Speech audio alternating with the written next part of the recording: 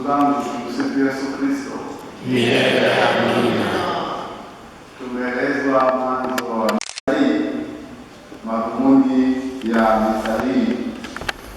Mambo makubwa ya msingi yametajwa, ikiwemo matendo ya wazi ya kubariki mafuta ya wakatekumeni na mafuta ya wagonjwa na kuweka wakfu mafuta ya Krisma. Hayo ni ya waziwazi yanayoonekana, lakini pia yako ya kiroho, kwamba ni siku ya mapadre, ni siku ya taifa la Mungu kuonesha mshikamano wao na Bwana wetu Yesu Kristo.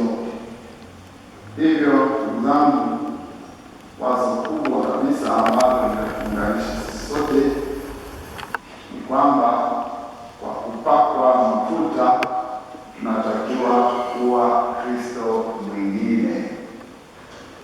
Tukumbuke kupakwa kwetu mafuta kulitufanya tuwe Kristo mwingine.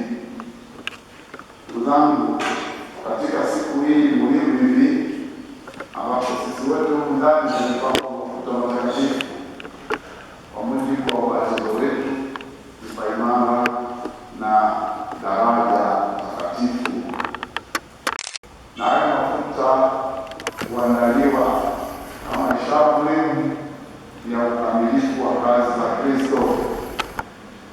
Mafuta hayo yako ya aina tatu.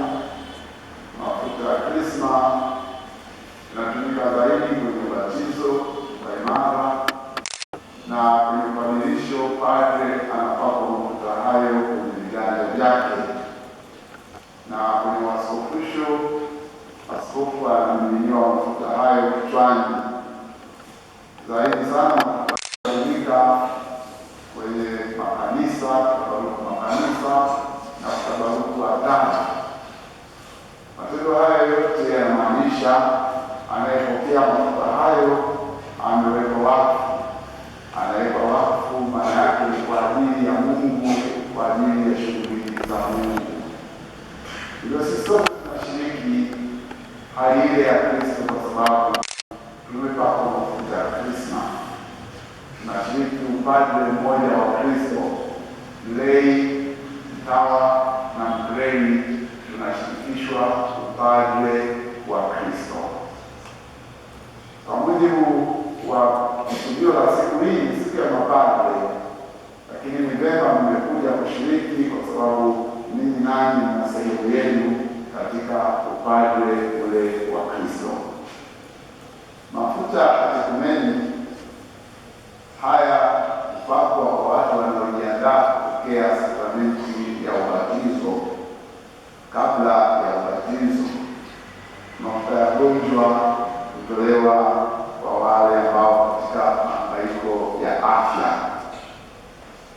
Mafuta yote haya wote tumewahi kusikia maneno yanayoambatana na yanapotolewa mafuta haya.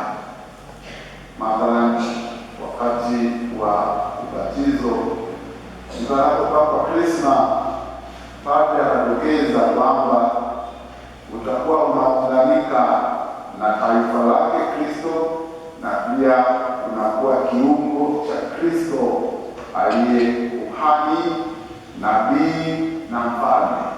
Kwa hiyo anayebatizwa anaambiwa mafuta haya ni ishara ya kuunganika kwako na Kristo, pia ni taifa lake, na huyo Kristo ni nabii, kuhani na mfalme. Ndio maneno ya kumweka wakfu huyo mbatizwa. Na wakati wa kupaka mafuta ya wagonjwa ya wakatekumeni, yule anayepokea mafuta hayo anaambiwa haya yakusaidie kinga dhidi ya ubaya na upokee nguvu ya Kristo.